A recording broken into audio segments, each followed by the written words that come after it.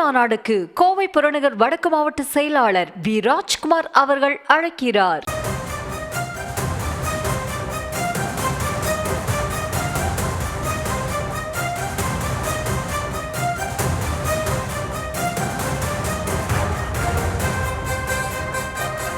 தற்போதைய அண்மை தகவலாக கிடைக்கப்பட்டிருப்பது மதுரை எலியார்பத்தி சுங்கச்சாவடி பகுதியில் தாவேகாவினருக்கும் போலீசாருக்கும் இடையே ஒரு வாக்குவாதம் ஏற்பட்டு அது தள்ளுமுள்ளாக மாறியிருக்கிறது. அது தொடர்பான அந்த காட்சிகளையுமே நம்ம பார்த்து கொண்டிருக்கிறோம்.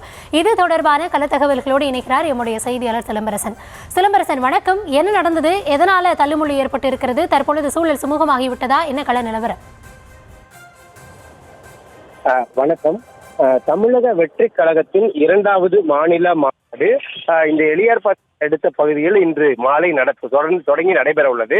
இந்த நிலையில் அதற்காக பங்கேற்பதற்காக தமிழகம் முழுவதும் வாகனங்களில் தமிழக வெற்றி கழகத்தின் தொண்டர்கள் குவிந்து வருகின்றனர். இந்த நிலையில் இந்த எலியார்பட்டி சுங்கச்சாவடியில் ஒரே பாதையில், அதாவது செல்லக்கூடிய பாதையிலேயே திரும்பி வந்ததால் அந்த வாகனத்தை இந்த பகுதியில் செல்லக்கூடாது என காவல்துறையினர் தடுத்து நிறுத்தினர். இதனால் ஆத்திரமடைந்த தமிழக வெற்றி கழகத்தின் நிர்வாகிகள் சாலையின் குறுக்கே அந்த பேருந்தை நிறுத்திவிட்டு காவல்துறையினரும் கடும் வாக்குவாதத்தில் ஏற்பட்டதோடு அதன் காரணமாக தள்ளுமுள்ளும் ஏற்பட்டது. இதன் காரணமாக நீண்ட நேரமாக இந்த தமிழக வெற்றி கழகத்தினர் காவல்துறையினரோடு வாக்குவாதம் மற்றும் தள்ளுமுள்ளு ஏற்பட்டதன் காரணமாகவும் அதே போன்று அந்த பேருந்தை சாலையின் குறுக்கே நிறுத்தியதால் கடும் போக்குவரத்து பாதிப்பு ஏற்பட்டது. குறிப்பாக எலியார்பட்டி சாலையிலிருந்து அதே போன்று இந்த தூத்துக்குடி செல்லும் பிரதான சாலை முழுவதுமாக போக்குவரத்து பாதிப்பு ஏற்பட்டது. இதன் காரணமாக காவல்துறையினர் பல்வேறு நடவடிக்கைகள் தற்போது மேற்கொண்டு வருகின்றனர். தற்போது வரை அந்த போக்குவரத்து சரி செய்ய முடியாத சூழ்நிலை. ஏற்கனவே அந்த ஒரே சாலையில் தொடர்ந்து ஒரு 10க்கும் மேற்பட்ட வாகனங்கள் வந்ததால் அந்த சாலையை முழுவதுமாக ஸ்தம்பித்தது.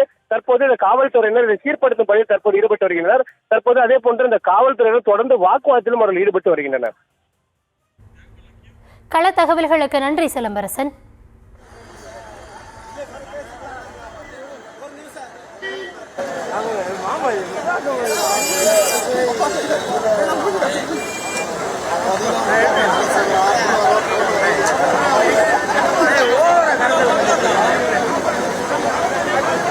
வெற்றி மாநாடுக்கு கோவை புறநகர் வடக்கு மாவட்ட செயலாளர் வி ராஜ்குமார் அவர்கள் அழைக்கிறார்.